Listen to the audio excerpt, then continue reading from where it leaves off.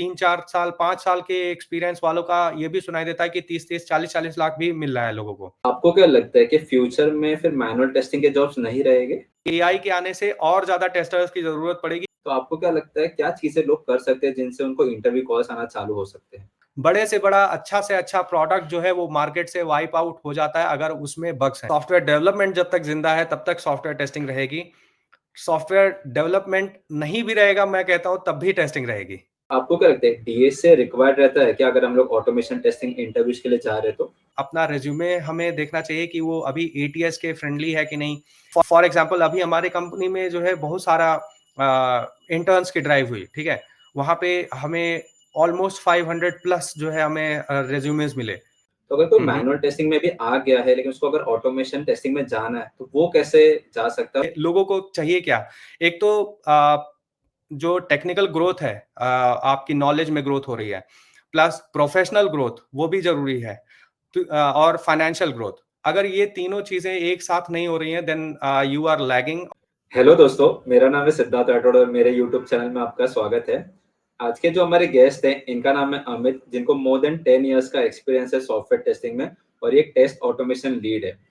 तो आज के इस पॉडकास्ट में हम लोग डिस्कस करेंगे कि क्या सॉफ्टवेयर टेस्टिंग एक अच्छा करियर ऑप्शन है 2025 में? क्या मैनुअल टेस्टिंग के जॉब्स नहीं रहेंगे? अगर आपको मैनुअल टेस्टिंग से ऑटोमेशन टेस्टिंग में आना है तो क्या आपको जावा विद सेलेनियम से स्टार्ट करना चाहिए? क्या रेंज ऑफ सैलरी एक क्यूए एक्सपेक्ट कर सकता है? तो सबसे पहले हम लोग अमित के इंट्रोडक्शन से स्टार्ट करते हैं, तो over to you Amit. Thank you, Siddharth bhai, for calling me. It's been privilege so that I can also share my experience and using that मैं आपके ऑडियंसेस को एक्चुअली जो भी मेरे एक्सपीरियंस रहे हैं उसके बेसिस पे मैं कुछ बता सकता हूँ। So thank you for inviting me. So मेरा एक्सपीरियंस ऑलमोस्ट 10 इयर्स हो चुका है और मैंने अपना career as a manual QA tester शुरू किया था और फिर उसके बाद ऑलमोस्ट 1.5-2 साल काम करने के बाद फिर मुझे ऑटोमेशन टेस्ट में अपॉर्चुनिटी मिली। तो तब से जो है मैं अभी तक ऑटोमेशन में काम करता रहा हूँ। मोस्टली मेरे स्किल्स में सेलेनियम, लाइक हम सभी ने मोस्टली जो है वहाँ से ही स्टार्ट किया है, क्यूटीपी, सेलेनियम और फिर गोइंग अहेड अभी तो एआई चल रहा है। तो that's all I had been doing professionally. Content creation में एक्चुअली व्हाटएवर मेरे पास जो भी एक्सपीरियंस रहा है उसके थ्रू मैं अपने ऑडियंस को या फिर जो भी मतलब जिन लोगों को ज़रूरत है उनको मैं अपने कंटेंट के थ्रू एआई और जो अपकमिंग टेक्नोलॉजीज हैं उसके लिए अवेयरनेस फैलाने की और हेल्प करने की कोशिश करता हूँ। So that's what I am doing right now. सो अमित, आप अभी जो करंट कंपनी में काम कर रहे हो, मुझे जब तक पता है आप मोर देन 3 इयर्स हो गए करेक्ट करंट कंपनी में आपको। तो आप Yes.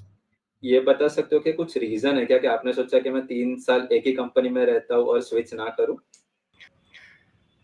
Not like that. कैसा रहता है ना भाई कि जब आप किसी कंपनी में ज्वाइन करते हो तो आपको जो है चीज़ें समझने, प्रोसेस समझने में एक 1 साल 6 महीने, 1 साल तो लग ही जाते हैं। और 1 साल 6 महीने मतलब 6 महीने के बाद almost you start doing your part. तो जब आपको समझ में आता है कि हाँ, सारी चीज़ें ऐसे प्रोसेस हो रही हैं, ऐसे काम करती हैं, तब आप शुरू करते हो काम करना। तो उसके बाद जो है चीज़ें मतलब आप अच्छे बनते जाते हो, उसमें चीज़ें समझ में आती है, तो आप परफ़ॉर्म करना शुरू करते हो, तो परफ़ॉर्म करना शुरू करते हो, तो लोगों से भी रेपो बनाने में टाइम लगता है। तो आप जब एक कंपनी में जो है 1 साल, 1.5 साल, 2 साल रुकते हो, तो फिर उसके बाद जो है आपको पता चलता है कि हाँ, now whatever you are doing, you are good at. और फिर उसके बाद अगर कंपनी में किसी भी कंपनी में आप जाओ, तो एक फ़ेज़ आता है जब आपको ऑलमोस्ट सारी चीज़ें जो है पता हो जाती हैं कि हाँ, ये चीज़ ऐसे चल रही है, अभी थोड़ा-सा रिपिटिटिव हो रहा है उसके बाद। बट कैसा रहता है कि कंपनी में नई-नई चीज़ें अगर आती हैं, नई-नई चीज़ें आपको सीखने का मौका मिलता रहे, नए-नए लोगों से इंटरैक्ट करने के मिलता रहे, तो वो थोड़ा-सा जो है पता कम चलता है। तो मेरे साथ इस कंपनी में एटलीस्ट जो है यही रहा है कि जब भी मैं मतलब मुझे थोड़ा-सा ऐसा फ़ील हुआ कि हाँ, अभी रिपिटिटिव हो रहा है, मतलब मेरा ये काम नहीं है, लाइक एक्सेल पे काम करना और ये बहुत सारी चीज़ें रिपोर्टिंग करना और वो सब सब। तो तभी जो है वो ऐसा लगता है कि कुछ नया आ गया है, अभी कुछ नया मतलब प्रोजेक्ट पे काम करना है, और मेरी क्योंकि प्रोडक्ट बेस्ड कंपनी है तो प्रोसेसेस बहुत सारे हैं कि हम लोग बहुत सारी चीज़ें करते हैं, लाइक है ना, रिलीज़ के साथ पैचेस, हॉट फिक्सेस और ये सारी चीज़ें हमेशा चलती रहती हैं। तो इट्स कंटीन्यूअस रनिंग जो है प्रोसेस है, जो कि हमेशा चलता रहता है। तो उसमें प्रोसेस ऑप्टिमाइज़ेशन वन थिंग जो मैं मतलब मुझे यहाँ पे अच्छा लगा वो ये है कि आप बस केवल सॉफ्टवेयर ही नहीं टेस्ट करते हो, like automation is just not testing the software. Automation के थ्रू आप अभी मतलब शुरू से ही ऑटोमेशन का जन्म ही इसीलिए हुआ ताकि आप मैनुअल चीज़ों को जो है आप ऑटोमेट कर पाओ। तो वो चाहे मैनुअल टेस्टिंग हो, चाहे मैनुअल प्रोसेसेस हो, वो सब चीज़ें कर सकते हो। मैंने जब जो है यहाँ पे जॉइन किया तो मुझे लगा कि थोड़ा-सा मैनुअल टेस्टिंग ही थी, मैनुअल टेस्टिंग ज़्यादा थी। ऑटोमेशन के केसेस थे, बट बहुत सारे ऑटोमेशन के केसेस थे, like more than 20,000 test cases थे ऑटोमेशन के ही। बट मोस्टली फेल होते थे, उसको रिकवर करना, उसको फिर रनिंग स्टेट में लाना, उसको परफेक्टली जो है उस रनिंग स्टेट में फिर उसके बाद उनको मेंटेन रखना और कवरेज बढ़ाना। तो it was all together challenging काम था वो सारा। तो वो जब चैलेंजेस आपके डे टू डे एक्टिविटीज़ में आते रहते हैं, तो आपको पता नहीं चलता कि दिन, साल कब बीत गए। तो वही चीज़ जो है मेरे साथ भी हुई। और एक इंटरेस्टिंग चीज़ जो मैं बताना चाहूँगा कि मैंने जब इस कंपनी के लिए इंटरव्यू दिया था, तो उस टाइम पे क्या हुआ था कि मैंने अपने जो इंटरव्यूअर था, उससे ये पूछा कि आपको कितना एक्सपीरियंस है, लाइक अभी इस कंपनी में? सो शी सेड कि जो है मुझे 10 साल हो गए हैं इसी कंपनी में। तो मैंने पूछा उससे कि 10 साल एक ही कंपनी में, like what kept you binding into this particular company? तो आप कैसे मतलब 10 साल इसी कंपनी में रुक गए? तो उन्होंने फिर बोला कि नई-नई चीज़ें सीखना, नए लोगों से मिलना, नया लोकेशन, नई सारी चीज़ें, बहुत सारे चैलेंजेस जो है वो हमेशा आते रहे, तो उसकी वजह से we were bound to the same thing, और हमेशा नए-नए रोल्स एंड रिस्पॉन्सिबिलिटीज़ भी मिलते रहे। तो उसकी वजह से जैसा मैंने बताया वही सेम चीज़ मेरे भी साथ हुई। तो मुझे अब समझ में आता है कि हाँ, ठीक है, like what keeps a person bound to a company, है ना? और उस वहाँ पे लोगों को चाहिए क्या? एक तो जो टेक्निकल ग्रोथ है, आपकी नॉलेज में ग्रोथ हो रही है, प्लस प्रोफेशनल ग्रोथ वो भी ज़रूरी है। और फाइनेंशियल ग्रोथ। अगर ये तीनों चीज़ें एक साथ नहीं हो रही हैं, देन यू आर लैगिंग, और मुझे लगता है कि वो एक पॉइंट है जहाँ पे आपको रुक के सोचना चाहिए कि अगर ये तीनों का बैलेंस नहीं है, आपका टेक्निकल स्किल नहीं बढ़ रहा है, आपका प्रोफेशनल स्किल नहीं बढ़ रहा है, आपका फाइनेंशियल ग्रोथ नहीं हो रही है। इन तीनों में से मुझे लगता है कहीं भी अगर डिसबैलेंस होता है, तो I think that is the time to leave and move out and search for new opportunities. Correct, मतलब वो ऐसे बोलते हैं ना, अर्निंग या फिर लर्निंग, दोनों में से कुछ नहीं हो रहा है तो छोड़ दो कंपनी। हाँ, दोनों भी होनी चाहिए भाई। लर्न अरे करके क्या फ़ायदा जब जो है वहाँ पे अर्निंग नहीं हो रही है, और अर्न करके भी क्या फ़ायदा जब जहाँ पे लर्निंग नहीं है, वो अल्टीमेटली जो है स्टैग्नेंट हो जाएगा आगे चल के। करेक्ट। तो अमित, बहुत लोग है ना अपना करियर सॉफ्टवेयर टेस्टिंग में स्टार्ट भी करना चाहते हैं, तो मुझे आपको ये पूछना है, आपको क्या लगता है सॉफ्टवेयर टेस्टिंग एक अच्छा करियर ऑप्शन है 2025 में भी? येस, मुझे लगता है येस। सी, एक चीज़ जो है मुझे लगता है सबको समझनी चाहिए कि हर एक प्रोफ़ेशन का अपना एक इम्पोर्टेंस है, ठीक है? हर कोई ये नहीं कह सकता कि मैं हवाई जहाज़ उड़ाऊँगा तभी जो है मैं इम्पोर्टेंट हूँ। हवाई जहाज़ बनाने वाला भी उतना ही इम्पोर्टेंट है जितना कि हवाई जहाज़ उड़ाने वाला, ठीक है? तो बिना उसके मतलब ये सोचो कि बस केवल पायलट ही सब कुछ है, बिना पायलट की सब चीज़ बेकार है, ऐसा नहीं है।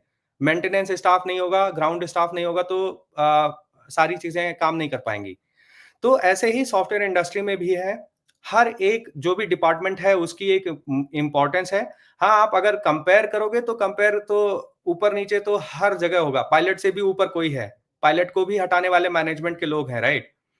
तो पायलट की भी जो है जॉब इतना मतलब आसान नहीं है, राइट? तो हर किसी के ऊपर कोई ना कोई बैठा है। तो अंत में आपको ये देखना है कि आपके लिए क्या चीज़ सूटेबल है, आपके लिए पैसा मैटर करता है, आपकी टेक्निकल स्किल इतनी अच्छी है कि हाँ, आप कहीं भी जाके कुछ भी कर सकते हो, तो लर्न करो कुछ भी, बहुत सारी नई-नई टेक्नोलॉजीज़ आ रही हैं, वो सारी चीज़ें आप लर्न कर सकते हो। तो ऐसे बहुत सारी चीज़ें हैं। तो सॉफ्टवेयर टेस्टिंग आप ये देखो कि इसकी सॉफ्टवेयर टेस्टिंग के प्रॉस एंड कॉन्स क्या हैं, आपका टेम्परामेंट कैसा है? आपका टेम्परामेंट नए-नए टेक्निकल चैलेंजेस को लेने का है, बहुत सारा जो है लाइक और कितने बड़ी प्रॉब्लम्स आप सॉल्व कर सकते हो वो करने का है। तो based on that you take call कि हाँ, क्या मैं कर सकता हूँ? आपके पास अगर क्वालिफिकेशन नहीं है तो आप सॉफ्टवेयर टेस्टिंग छोड़ दो, मतलब और भी चीज़ें हैं जो आप कर सकते हो। So basically you have to align yourself with your temperament and skill. तो जो भी आपके पास है based on that you have to choose. Software testing हमेशा से जो है 10 साल पहले, 20 साल पहले भी थी, आज भी है। सॉफ्टवेयर टेस्टिंग तब भी थी जब मैनुअली लोग टेस्ट कर रहे थे, तब भी जो है एक अच्छा मतलब वर्कफ़ोर्स काम करता था टेस्टिंग में। अभी भी है जब एआई आ गया है और आगे भी रहेगा। एआई के आने से और ज़्यादा टेस्टर्स की ज़रूरत पड़ेगी, क्योंकि जो है एआई को ही टेस्ट करने के लिए लोग जो है अभी बहुत सारे like people are not sure about AI's responses, right? तो एआई को तो टेस्ट करने के लिए एक ही जगह 3 लोग लगेंगे अभी। तो मुझे लगता है कि एआई के आने से टेस्टर्स की और डिमांड बढ़ने वाली है, और प्लस हाँ, बस ये एक चीज़ है कि मुझे लगता है कि मैनुअल टेस्टिंग अगर है, तो चीज़ों का रूप बदलता जाएगा, जो कि हमेशा ही होता रहा है। तो रूप तो बदलता रहेगा, चीज़ें बदलती रहेंगी, उसके हिसाब से प्रोसेसेस बदलते रहेंगे। तो वो चेंजिंग एनवायरनमेंट है, अभी भी जो है एआई है, तो एआई के हिसाब से सारी चीज़ें जो है शिफ्ट लेंगी। तो वो चीज़ है, but software testing as you asked, अभी भी जो है उतना ही अच्छा करियर है जितना कि पहले था। करेक्ट। तो अमित, अगर किसी को सॉफ्टवेयर टेस्टिंग में अपना करियर स्टार्ट करना है और उसको कुछ भी नहीं पता मैनुअल टेस्टिंग और ऑटोमेशन टेस्टिंग के बारे में, तो आप ये बता सकते हैं कि मैनुअल टेस्टर का क्या काम होता है और एक ऑटोमेशन टेस्टर का क्या काम होता है?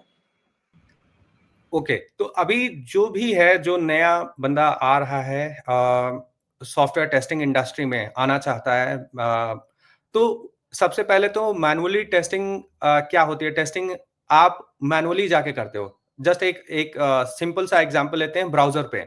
अगर आपका लॉगिन काम कर रहा है कि नहीं, ये टेस्ट करना है। आप कैसे करोगे? आप जाओगे, ब्राउज़र ओपन करोगे और ब्राउज़र ओपन करने के बाद किसी एक पर्टिकुलर वेबसाइट पे जाओगे जिसको आपको टेस्ट करना है, अपना सही यूज़र नेम और सही पासवर्ड डालोगे और उसके बेसिस पे आप लॉगिन पे क्लिक करोगे।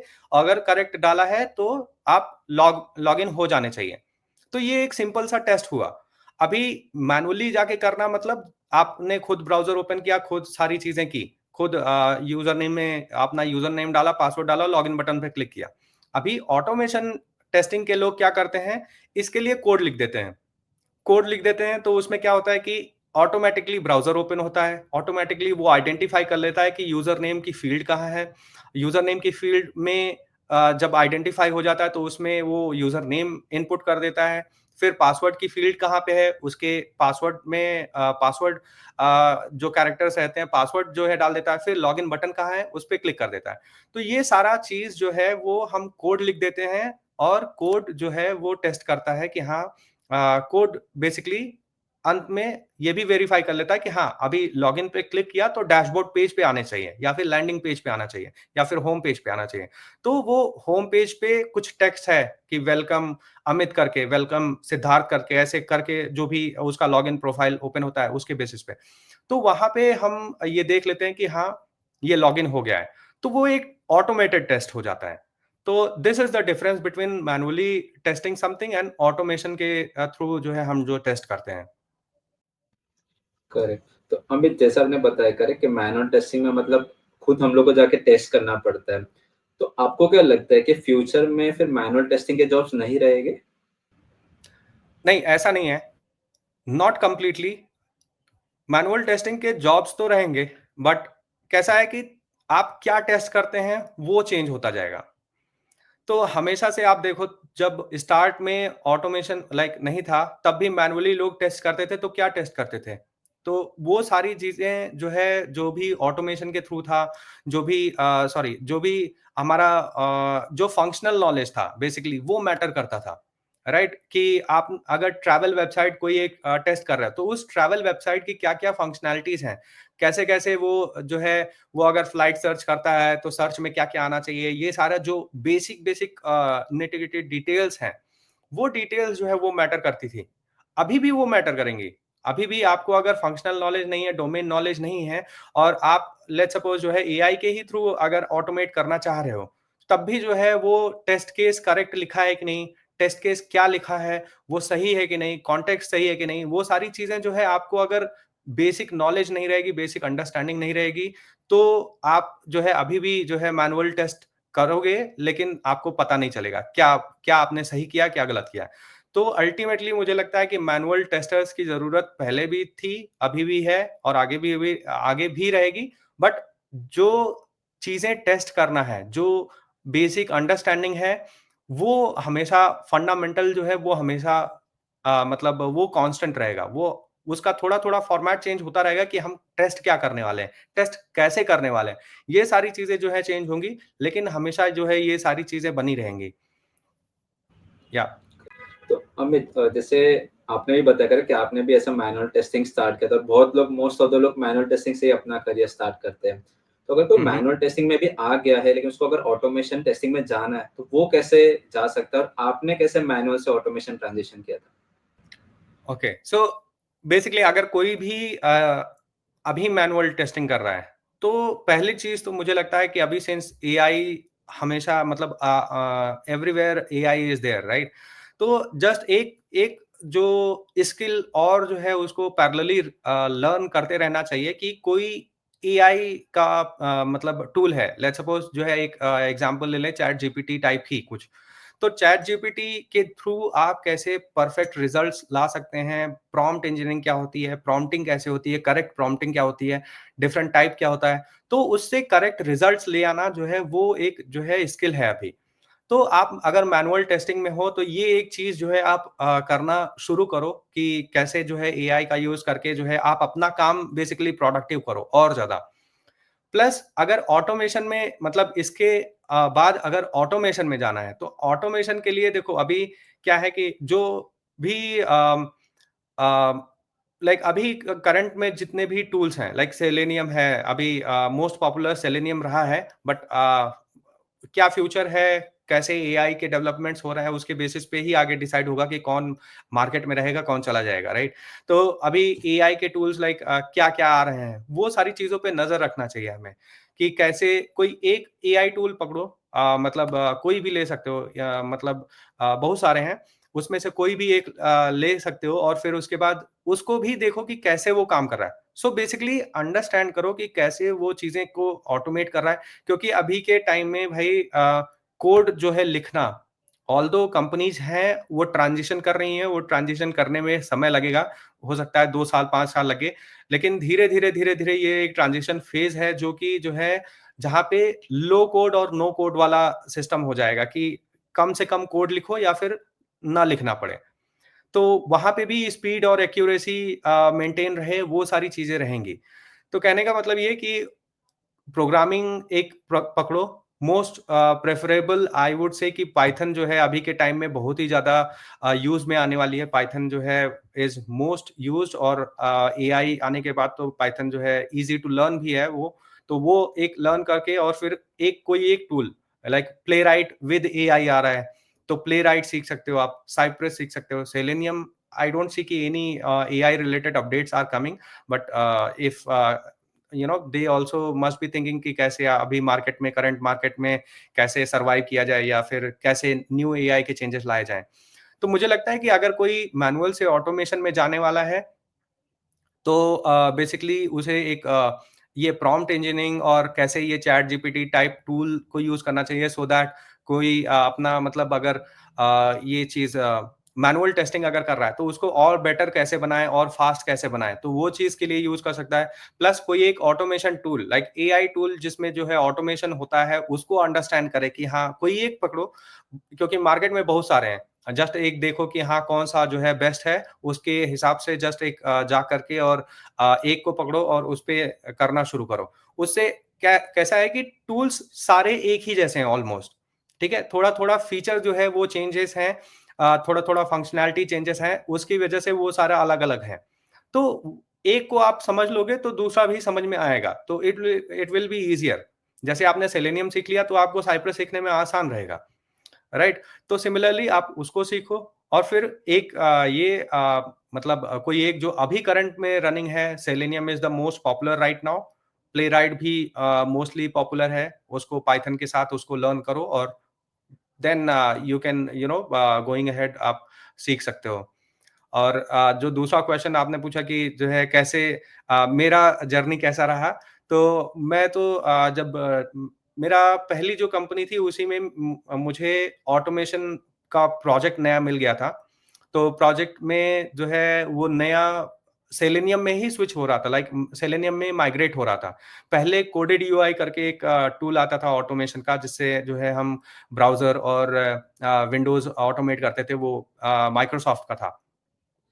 देन लोगों ने जो है सेलेनियम में स्विच करना शुरू कर दिया, कि बिकॉज़ वो और ज़्यादा यूज़फुल और अच्छा था। तो वहाँ से मेरा ऑटोमेशन का शुरुआत हुआ, और मैंने भी सेलेनियम में स्विच किया, और वहाँ से चीज़ें चलने लगी। करेक्ट, मतलब जब भी किसको भी ऑटोमेशन में मूव होना रहता है, सबसे पहले जावा सेलेनियम ही दिमाग में आता है, बाद में साइप्रस प्लेराइट ही आता है। Yes, yes. अमित, नॉर्मली आप ये बता सकते हो कि अगर एक ऑटोमेशन टेस्टर है तो उसके लिए कोडिंग कितना रिक्वायर्ड रहता है? ओके, सो अगर एक ऑटोमेशन टेस्टर है, अगर एक मतलब लोगों के पर्सपेक्टिव से बताऊँ, लोग जावा ज़्यादा सीखते हैं, मार्केट में जावा की डिमांड बहुत ज़्यादा है।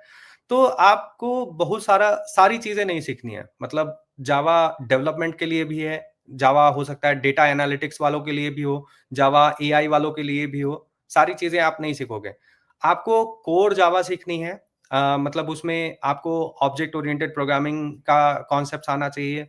आपको ये जितने भी कंट्रोल स्टेटमेंट्स हो गए, और जो डीएसए की चीज़ें हो गई है ना, डेटा स्ट्रक्चर और एल्गोरिदम्स वाले जो क्वेश्चंस रहते हैं, वो सारी चीज़ें जो है आपको आनी चाहिए अच्छे से।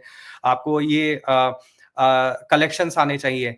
तो ये सारी चीज़ें, आप 4-5 चीज़ें हैं जो कि जावा में अगर आप अच्छे से सीख लेते हो, लाइक ये अभी लिस्ट हो गया, मैप्स हो गए, है ना? ये अंडर कलेक्शंस ही आते हैं। तो वो सारी चीज़ें आप अगर सीख लेते हो, तो that is I think more than enough. और एक और चीज़ मैं जो बताना चाहूँगा, कि ज़रूरी नहीं है कि आप सारी चीज़ सीखें तब करें, ठीक है? इट्स जो भी लर्निंग का प्रोसेस होता है, वो लर्निंग का प्रोसेस ऐसा नहीं होना चाहिए कि आप सारी चीज़ें पढ़ें और फिर उसके बाद करें। इट्स ऑल कि आप एक चीज़ पढ़ें, एक चीज़ करें। या फिर मैं तो उल्टा, मतलब ये करता हूँ कि आप करो पहले, सीखो बाद में। तो मेरे हिसाब से जो है जो बेस्ट टेक्निक मुझे लगती है, वो ये है कि आप करो पहले, देखो कि कोई एक वीडियो अगर यूट्यूब पे आपने देखा, तो उसको जस्ट कॉपी करो। मतलब आप खुद से जो है उसको राइट करो, और फिर उसके बाद देखो कि उसने किया कैसे, क्या चीज़ किया, क्या थॉट प्रोसेस था, क्या लॉजिक लगाया, वो सारी चीज़ें बाद में करो। तो उससे क्या होगा कि आपने एक कोड तो लिख लिया, उसको आप समझोगे, रन करोगे, समझोगे, तो वो बाद का प्रोसेस हो जाएगा। उसमें आपका और इंटरेस्ट भी ज़्यादा बनेगा। तो मेरे अकॉर्डिंग लर्निंग फर्स्ट होने की जगह आप doing first and then learn, वो मुझे बेस्ट प्रोसेस लगता है वो लर्न करने का। करेक्ट। और अमित, अभी आपने डीएसए की भी बात की, correct, data structures and algorithm. तो मैं थोड़ा इस पे डिटेल पे जानना चाहता हूँ कि आपको क्या लगता है, डीएसए रिक्वायर्ड रहता है क्या अगर हम लोग ऑटोमेशन टेस्टिंग इंटरव्यूज के लिए जा रहे हैं तो? यस, मुझे लगता है ज़रूरी रहता है। एक जो मोस्टली जो है मैं बताता हूँ, बहुत सारी चीज़ें जो है डीएसए में भी बहुत सारी चीज़ें हैं, ठीक है? सारी चीज़ें ज़रूरी नहीं रहती हैं। आप जैसे सॉर्टिंग पढ़ते हैं, ठीक है? सॉर्टिंग मुझे नहीं लगता कि बहुत ज़्यादा ज़रूरत लगती है। हाँ, आप एरेज़ हो गया, लिस्ट्स हो गए, है ना? मैप्स हो गए, ये सारा बहुत यूज़फुल रहता है और अक्सर काम भी आता है।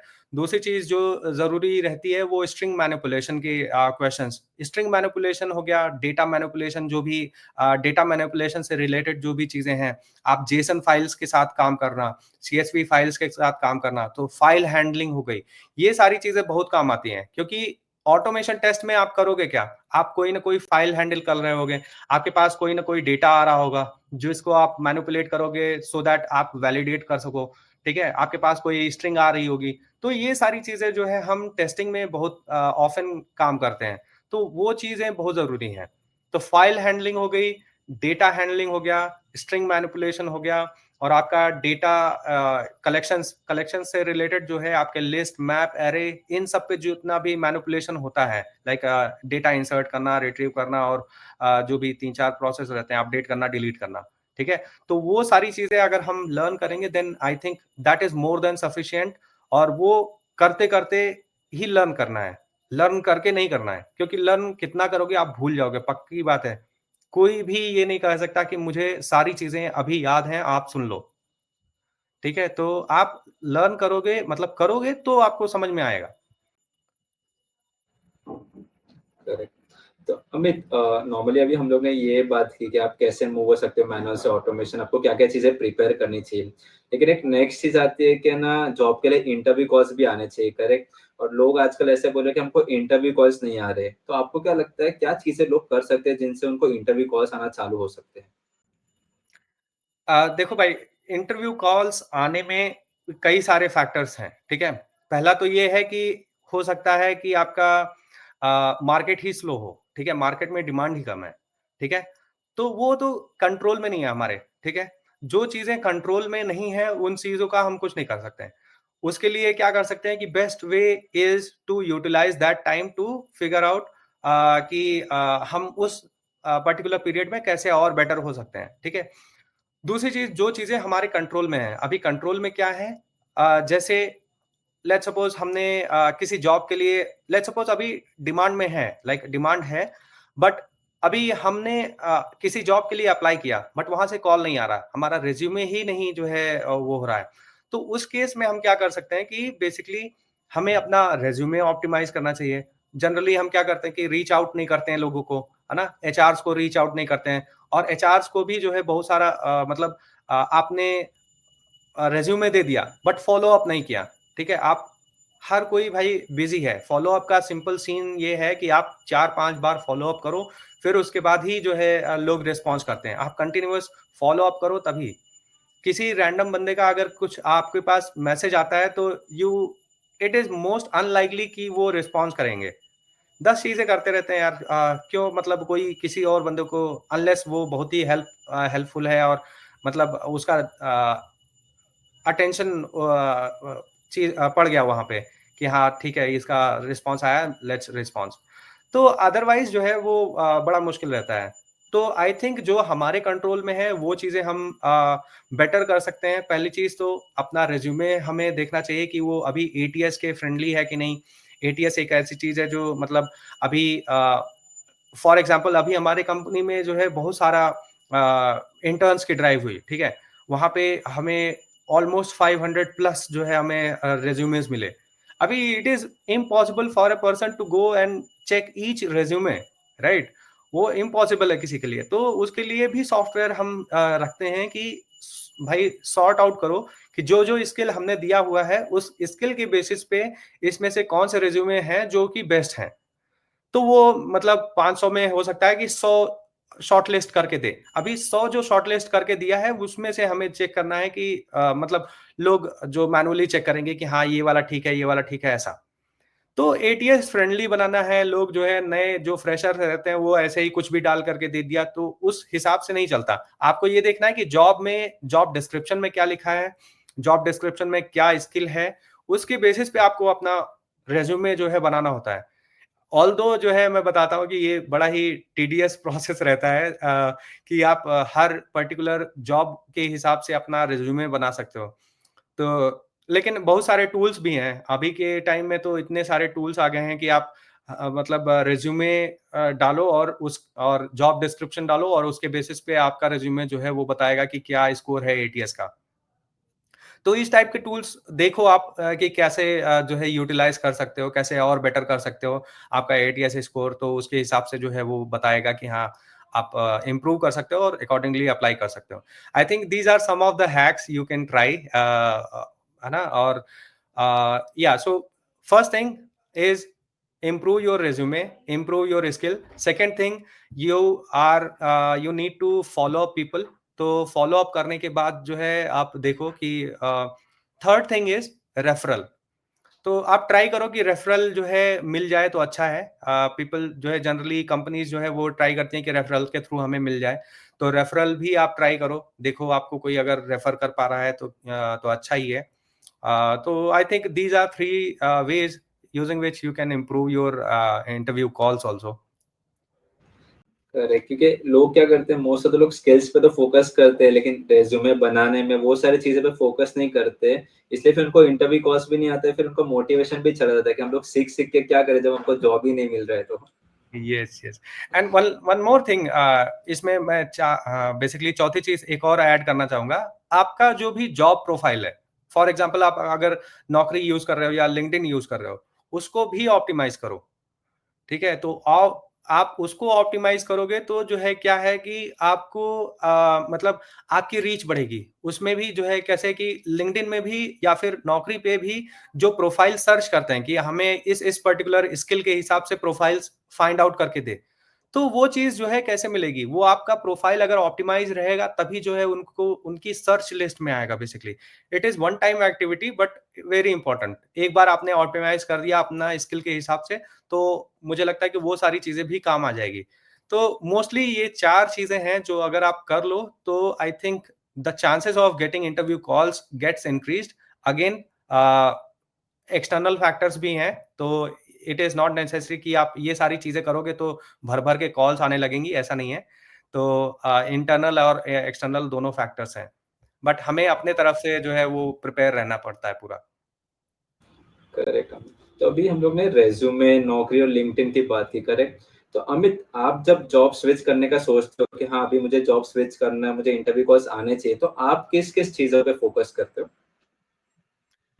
पहले तो देखो भाई, पहला तो प्रिपरेशन होनी ही चाहिए। जो भी हमारा स्किल है, जिस पर्टिकुलर स्किल के लिए हम जा रहे हैं, तो उस पर्टिकुलर स्किल के लिए हमारे पास जो भी आगे का है, तो वो हमारे पास जाना ही चाहिए। लाइक हमें आना चाहिए। तो उसमें क्या है कि जो भी मेरे स्किल से रिलेटेड है, जो भी मेरा एक्सपीरियंस है डिफरेंट चीज़ों का, वो मैं कंसोलिडेट करता हूँ कि हाँ, ठीक है, मुझे अगर मेरे जॉब प्रोफाइल के हिसाब से since I have 10 years of experience, तो मुझे मे बी जो भी ऑटोमेशन का स्किल्स है, जो भी एक टेम्परामेंट है प्रॉब्लम सॉल्विंग का, वो कैसा है, मैंने पास्ट में जो है कुछ प्रॉब्लम सॉल्विंग की है कि नहीं, क्या क्रिटिकल थिंकिंग से रिलेटेड चीजें हैं जो कि मैंने किया है और उसका मुझे क्या रिजल्ट मिला है। क्योंकि 10 इयर्स के टाइम फ्रेम में आप जो है मोस्टली सारी चीजें, मतलब सारे प्रोसेसेस देख चुके होते हो, सारी चीजें कर चुके होते हो, तो आपने अचीव क्या किया उसमें। तो अचीवमेंट क्या है, कैसे जो है आप सोचते हो, वो चीज़ मेन है। क्योंकि अगर कोई जो है जा रहा है 10 ईयर या फिर स्टार्ट भी कर रहा है, तो भी आपकी प्रिपरेशन आपके स्किल्स के हिसाब से है कि नहीं? तो वो एक मेन चीज़ है। सेकंड चीज़ जो है, मैंने जैसा बताया कि आपको प्रोफाइल ऑप्टिमाइज़ करना होता है। तो प्रोफाइल ऑप्टिमाइज़ेशन बहुत ज़रूरी है। प्रोफाइल ऑप्टिमाइज़ करो। और तीसरी चीज़ जो मैं मतलब ऐड करूँगा और मुझे लगता है कि सबको करनी भी चाहिए। पहले ये कि आप थोड़ा-थोड़ा कंटेंट भी डालो। कंटेंट इन द सेंस, जहाँ भी आप देख रहे हो, अभी लिंक्डइन पे आप ये समझो कि आप रीच मिलती है, इंप्रेशंस जो है मिल रहे हैं। आप कुछ भी छोटा-मोटा जो भी लर्न कर रहे हो ना, वो डालो। तो उससे क्या है कि आपके इंप्रेशंस जाएँगे, आपका जो भी आपने आज लेट्स सपोज़ जो है फॉर लूप पढ़ा, तो फॉर लूप का चीज़ें डाल दो वहाँ पे कि हाँ, this is the for loop, how I learned this. और आप अपनी लर्निंग डालो। सिंपल एक लर्निंग डालोगे तो उससे क्या होता है कि और आपकी प्रोफाइल ऑप्टिमाइज़ होती है और ज़्यादा, मतलब और ज़्यादा उसकी रीच बढ़ती है। सर्च में भी लोग सर्च भी करते हैं आपकी प्रोफाइल को। तो अगर आप मतलब सर्च हो रही है आपकी प्रोफाइल, तो चांसेस एटलीस्ट जो है आप बढ़ा रहे हो अपने प्रोफाइल की कि आपको कोई देखे। तो आपको जब कोई जानता नहीं है, दीज़ ऑल जो छोटी-छोटी चीज़ें हैं वो मैटर करती हैं, कि आपको कोई देखे, है ना? इंप्रेशंस पड़ते हैं तो लोग जो है देखते हैं, आपका प्रोफाइल देखते हैं। मान लो 2-4 ही लोग देखे, लेकिन what if any person who is director from the company और वो उसने देखा और आपका एक पोस्ट पसंद आ गया, उन्होंने जो है बोला कि हाँ, हमारे यहाँ काम करोगे। तो यू नेवर नो कि आज के टाइम में कंटेंट क्रिएशन भी प्रोफेशनल्स के लिए बहुत इंपॉर्टेंट है to to showcase their skills कि क्या हो रहा है, क्या लर्निंग है, वो आप दिखाओगे तो उसके बेसिस पे भी लोगों का परसेप्शन बनता है कि हाँ, आप कर क्या रहे हो। तो मुझे लगता है कि वो भी एक पावरफुल चीज़ है जो आई थिंक जो भी जॉब सीकर हैं या फिर जो भी प्रोफेशनल्स हैं, उनको ध्यान में रखनी चाहिए और करनी चाहिए अकॉर्डिंगली। करेक्ट। तो अमित, अभी हम लोग ने ये सारी चीजों पे बात किया कि लोगों को क्या क्या फोकस करना चाहिए जब वो जॉब सर्च कर रहे हैं, लेकिन आपको क्या लगता है बहुत सारे लोग क्या गलती करते हैं, और आपने भी अपने करियर में कुछ ना कुछ तो गलती की होगी करेक्ट, जब आप जॉब ढूंढ रहे होगे, तो आप उसके बारे में कुछ बता सकते हो? देखो भाई, गलती मतलब एज़ इन अ, मतलब अगर करियर वाइज़ देखा जाए कि क्या गलतियाँ हैं, तो गलती ये है कि चीज़ें लर्न जो है आपको प्रोसेस लर्न करना चाहिए, सबसे पहली चीज़। जो मुझे लगता है कि मैंने अपने इनिशियल डेज़ में जो सबसे बड़ी गलती की वो ये है कि अंडरस्टैंडिंग द प्रोसेस। नॉर्मली लोगों को जो है 6-6, 7-7 साल, 8-8 साल हो जाते हैं, उनको पता ही नहीं रहता कि क्या चल क्या रहा है वहाँ पे। उनको बस केवल अपने काम से मतलब है, कि हमारा काम जो है हो गया, मतलब जो मुझे आज लेट्स सपोज़ एक टेस्ट कोड लिखना था, वो टेस्ट कोड लिख दिया, बाकी दुनिया गई भाड़ में, बाकी कोई दिक्कत नहीं है। तो उसका कोई मतलब नहीं है, मतलब उनको अपने काम से मतलब है। तो ऐसा नहीं होना चाहिए। वो इसलिए ज़रूरी है क्योंकि आपके काम को इम्पैक्ट कितने लोग कर रहे हैं या आपका काम किस-किस लोगों को, किन-किन लोगों को इम्पैक्ट कर रहा है, वो जानना बहुत ज़रूरी है। क्योंकि आप उस इम्पैक्ट के ही दम पे आपका ग्रोथ होगा। आप उस इम्पैक्ट के ही दम पे आप जितना इम्पैक्टफुल रहोगे, इम्पैक्टफुल काम करोगे, तो आपको जो हायर लेवल पे चीज़ें चल रही हैं, वो अगर पता होंगी तो आप एक मतलब बड़ी सोच ले सकते हो, बड़ा सोच सकते हो कि हाँ, ये चीज़ हो रही है तो ये ऐसा क्यों हो रही है? आप बड़े लेवल पे जो है इम्पैक्ट ला सकते हो। तो वो उसकी जो शुरुआत है, वो अचानक से नहीं होती है। वो एक टेम्परामेंट होता है जो धीरे-धीरे बिल्डअप होता है जब आप शुरू करते हो अपना काम। लाइक अपना जब करियर शुरू करते हो या फिर जब भी आप नई कंपनी में भी जा रहे हो, तो वहाँ पे भी ये प्रोसेस जो है वो स्टार्टिंग से शुरू होता है। तो जो कोई भी काम कर रहा है उसको ये नहीं कि बस केवल मेरा ही काम सब कुछ है। उनको ये इस चीज़ में भी इंटरेस्ट लेना चाहिए कि मतलब कि और दूसरे लोग क्या कर रहे हैं, दूसरे लोग मतलब इस पर्पस नेगेटिवली नहीं कि उँगली करने के पर्पस से, बट सीखने के पर्पस से वो लोग क्या इम्पैक्ट कर रहे हैं, है ना? तो और मेरा काम कितना इम्पैक्ट कर रहा है और बड़े लेवल पे क्या प्रोसेस है। मैंने अगर कोड चेक इन कर दिया, वो कहाँ पे जा रहा है, कैसे जा रहा है, क्या हो रहा है उसका? कैसे वो इंक्लूड हो रहा है, नहीं इंक्लूड हो रहा है। डेवलपर्स अगर कोई कोड चेक इन कर रहे हैं, तो वो कहाँ पे जा रहा है, क्यों जा रहा है ना? उसका क्या लॉजिक है? तो वो सारी चीज़ें अगर आप समझोगे ना, it will impact more people and you can get more क्या हाई लेवल पे चल रहा है, वो सारी चीज़ें। तो आई थिंक वो एक बिगेस्ट मिस्टेक जो मैंने भी की थी and I think most of the people also do कि वो अपने काम से काम रखते हैं और मतलब ये प्रोसेस क्या है, क्यों कर रहे हैं चीज़ें, कोई चीज़ कोई काम दिया गया है तो वो क्यों क्वेश्चन नहीं करते हैं। तो ये भी एक सेकंड मिस्टेक जो मैं ले सकता हूँ कि हम अगर कोई चीज़ कर रहे हैं तो उसका पर्पस क्या है, बेनिफिट क्या है? उसको हम ये नहीं समझते कि हम क्वेश्चन नहीं करते बेसिकली। अगर हम क्वेश्चन नहीं करेंगे तो जो है हमें भी ये नहीं समझ में आएगा हम आखिर क्या कर क्या रहे हैं? और अगर आप उसको क्वेश्चन करोगे तो you will get more insight. तो asking questions is very very important. Understanding is very very important. अगर आप समझोगे और क्वेश्चन आस्क करोगे, ultimately you will empower yourself. So I think वो दो मिस्टेक्स मुझे लगता है कि मैंने की और most of the people must be doing. तो मुझे लगता है कि वो चीज़ें मतलब अवॉइड करनी चाहिए। अपने काम से काम की जगह जो है थोड़ा-सा और खोज में लगना चाहिए कि हाँ, मेरा काम का इम्पैक्ट क्या है और हाई लेवल पे चीज़ें क्यों काम कर रही हैं, कैसे काम कर रही हैं, हमें क्वेश्चन पूछना चाहिए। Not for the purpose of raising doubts और concerns, but for the purpose of understanding and making it better. तो अमित, मेरा नेक्स्ट क्वेश्चन वो है जिसके लिए मोस्ट ऑफ द लोग हम लोग जॉब करते हैं, सैलरी। तो आपको क्या लगता है, क्या रेंज ऑफ सैलरी एक सॉफ्टवेयर टेस्टर एक्सपेक्ट कर सकता है? अभी मार्केट भी देखो, भाई सैलरीज जो है वो डिमांड एंड सप्लाई पे ही मतलब रोल करती हैं, ठीक है? एक टाइम ऐसा आया था कोविड के बाद जब मुंह मांगी सैलरीज लोगों को मिल रही थी। उसके बाद अभी 2-4 साल बाद अभी का टाइम ऐसा है which is kind of not so good I would say, है ना? वो अच्छा नहीं चल रहा है काइंड ऑफ मार्केट, मतलब बूम पे भी नहीं है, लेकिन मैं कहूँगा कि अभी बहुत खराब भी नहीं है, लेकिन मोस्टली आप देखोगे तो जो ट्रेंड चल रहे हैं, कंपनीज़ जो है ले ऑफ कर रही हैं, वो सारा चीज़ हो रहा है। तो कुल मिला के मार्केट में अगर पैसा नहीं है, तो आपको भी पैसा नहीं मिलेगा। ठीक है? तो और डिमांड और सप्लाई का गेम है दूसरी चीज़। तो दूसरा ये है कि डिमांड, आप जिस स्किल में हो, जो चीज़ आपने टेस्टिंग में भी बहुत सारी चीज़ें हैं, बहुत सारा स्किल्स हैं। तो उसमें क्या चीज़ मतलब डिमांड में है, उसके बेसिस पे अगर आप वो चीज़ें लर्न करते हो, वो चीज़ों में शिफ्ट करते हो, तो ultimately you will get more money. अभी जैसे एआई की चीज़ें हैं, हाँ, यू शुड लर्न कि एआई कैसे जो है इम्पैक्ट करता है लोगों को। तो वो सारी चीज़ें भी जो है आप लर्न कर सकते हो। तो वहाँ पे क्या है कि आप एआई से चीज़ें सीखो, कैसे जो है टेस्टर्स को बेनिफिट कर सकता है वो। तो वो चीज़ें आप अगर सीखोगे तो कंपैरेटिवली बैड मार्केट में भी you can get more good amount of money, because eventually क्या है कि एआई के थ्रू हम लोग प्रोडक्टिविटी बढ़ाने का ही कोशिश कर रहे हैं। राइट?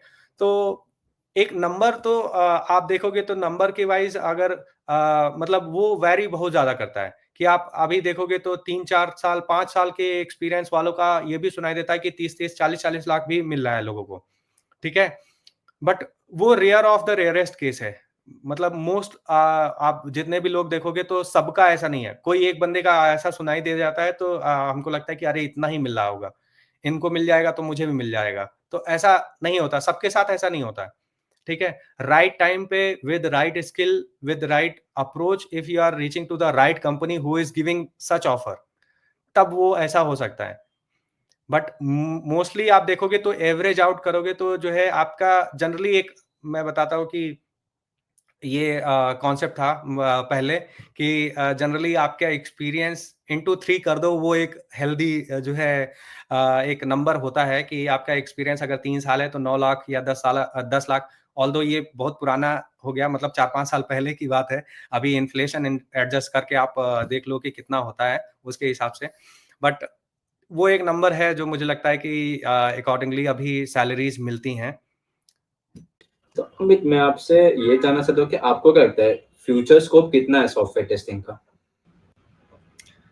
फ्यूचर स्कोप भाई अगेन बहुत है, बहुत है। मतलब ये सॉफ्टवेयर इंडस्ट्री जब तक ज़िंदा है, टेस्टिंग ज़िंदा रहेगी। और सॉफ्टवेयर डेवलपमेंट जब तक ज़िंदा है, तब तक सॉफ्टवेयर टेस्टिंग रहेगी। सॉफ्टवेयर डेवलपमेंट नहीं भी रहेगा, मैं कहता हूँ तब भी टेस्टिंग रहेगी। क्योंकि टेस्टिंग और सपोर्ट जो है वो तो लगना ही लगना है, अगर डेवलपमेंट नहीं हो रहा है तब भी। तो डेवलपमेंट नहीं हो रहा है तब भी टेस्टिंग और सपोर्ट रहेगा। तो वो चीज़ है। तो फ्यूचर की बात करें, मुझसे ये क्वेश्चन हमेशा पूछा जाता है कि सॉफ्टवेयर टेस्टिंग में फ्यूचर क्या है? स्कोप क्या है? अभी है कि नहीं? जॉइन कर सकते हैं कि नहीं? To all those people I wanted to tell कि सॉफ्टवेयर टेस्टिंग का फ्यूचर जो है वो एज़ ब्राइट एज़ डेवलपमेंट। तो जब तक जो है सॉफ्टवेयर टेस्टिंग में सॉफ्टवेयर डेवलपमेंट रहेगा, डेवलपमेंट होती रहेगी, सॉफ्टवेयर इंडस्ट्री रहेगी, टेस्टिंग हमेशा रहेगी। आप कोई भी प्रोडक्ट विदाउट टेस्टिंग आप शिप कर ही नहीं सकते।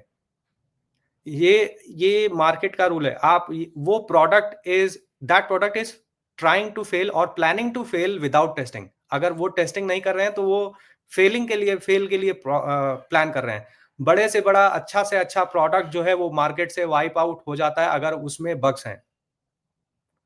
क्योंकि आप सोचो, अगर हम इस पर्टिकुलर एप्लीकेशन के थ्रू हम बात कर रहे हैं, आपने कुछ अगर पे किया है इस पर्टिकुलर एप्लीकेशन को, ठीक है? और इस पर्टिकुलर एप्लीकेशन में कॉल ड्रॉप होती हैं, ठीक है? हर दूसरे मिनट पे या 10 मिनट पे या आधे घंटे पे कॉल ड्रॉप हो जाती है। आप बताओ कितने देर तक आप इस पर्टिकुलर प्रोडक्ट के साथ रहोगे? Immediately you will switch to some other product. So, testing is very important. Without testing, nothing can be shipped, nothing can be built. आप विदाउट टेस्टिंग कुछ नहीं कर सकते भाई। तो टेस्टिंग का future is brighter than anything. Correct. तो अमित, आप कुछ फाइनल एडवाइस देना चाहोगे जो भी लोग ये पॉडकास्ट देख रहे हैं उनको? हाँ, कपल ऑफ थिंग्स। पहला तो ये है कि आप जब भी अगर लेट्स अगर मैं कंसीडर करूं जो भी न्यू कमर हैं जो कि ज्वाइन करना चाहते हैं, या फिर फ्रेशर्स हैं, या फिर जो ऑलरेडी मतलब इंडस्ट्री में आ गए हैं, 1-2 साल, 3 साल या 5 साल के एक्सपीरियंस पे हैं। 3-4 चीज़ें जो मैं बताना चाहूँगा ये कि अपनी लर्निंग पे फ़ोकस करो। 3 मैं जो अपनी पर्सनल लाइफ़ में 3-4 पिलर जो है वो फ़ोकस करता हूँ कि लर्निंग जो है वो कंटीन्यूअस होनी चाहिए। उसके लिए आप ये देखो कि आप कंपनी में आपको लर्न करने के लिए नई-नई चीज़ें मिल रही हैं, या फिर आपके पास इतना टाइम मिल रहा है कि आप खुद से लर्न कर पा रहे हो कि नहीं, ठीक है? सेकंड थिंग, आपकी अर्निंग अच्छी होनी चाहिए। तो लर्निंग के साथ अर्निंग, तो अर्निंग मतलब आप ये देखो कि मार्केट में आपकी डिमांड है कि नहीं? आप रेलेवेंट बने हो कि नहीं? आपके पास जितनी भी आपका पोटेंशियल अपॉर्च्युनिटी कितनी है? आप मार्केट में ये मतलब नॉर्मली लोग क्या करते हैं कि अपने दरवाजे जो है तुरंत ही बंद कर देते हैं कि मतलब जॉब नहीं है और वो सारी चीज़ें हैं, ठीक है? जॉब के लिए। अपने दरवाजे हमेशा खुले रखने चाहिए। You never know which opportunity can knock at your door at what time. तो आप ये दरवाजे तो खुले रखो, आपको ज़रूरत है तो लेना, नहीं तो ना मत लेना भाई। तो वो चीज़ जो है हमेशा करते रहना चाहिए। The best time to search for job is when it is not required. तो जॉब की जब ज़रूरत ना हो आपको, तब सर्च सर्च करना चाहिए। तो उस टाइम पे जो है आप देखो कि हाँ, आप बेटर पोज़ीशन में रहोगे, नेगोशिएट करने के लिए भी आपको ये मतलब ये नहीं है कि हाँ, आप दूसरों की शर्तों पे नहीं आओगे। आपके पास खोने के लिए कुछ नहीं है, आपके पास ऑलरेडी सेटल्ड है, चीज़ें चल रही हैं, अच्छी चल रही हैं, तभी that is the best time to search. Otherwise क्या है कि आप अगर कंपनी के ऊपर से तलवार लटक रही है और फिर जाके सर्च करोगे, तो फिर आप कुछ भी उठाओगे, कुछ भी मिलेगा भाई, जितना मिल रहा है उतना ही मिल जाए या उससे कम भी मिल जाए तब भी ठीक है। तो I think 2 things which is very important is keep yourself available, open, ठीक है? और दूसरी चीज़ जो है वो लर्निंग जो है हमेशा कंटीन्यूअस बनी रहनी चाहिए। वो आप कंपनी में देखो, कंपनी में मिल रही है तो वो अच्छा है। अगर आपको अपने से करने के लिए मिल रही है तो वो अच्छा है। तो लर्निंग और अर्निंग का जो है वो बैलेंस रहना ही चाहिए। तो मैं यही फाइनल एडवाइस देना चाहूँगा, और कंपनी में और बहुत सारी चीज़ें चलती हैं प्रोसेस से रिलेटेड, वो सारी चीज़ें हमने बात की ऑलरेडी, तो वो सब चीज़ें हैं ही। तो मुझे लगता है वो सारी चीज़ें आपको ध्यान रखनी चाहिए। Correct. So thank you so much Amit, अपना टाइम देने के लिए पॉडकास्ट के लिए। होप जो भी ये पॉडकास्ट देखेगा उनको कुछ इन्फॉर्मेशन मिलेगी ये पॉडकास्ट से। Thank you. Thank you, Siddharth, for inviting me, and thank you. Thank you.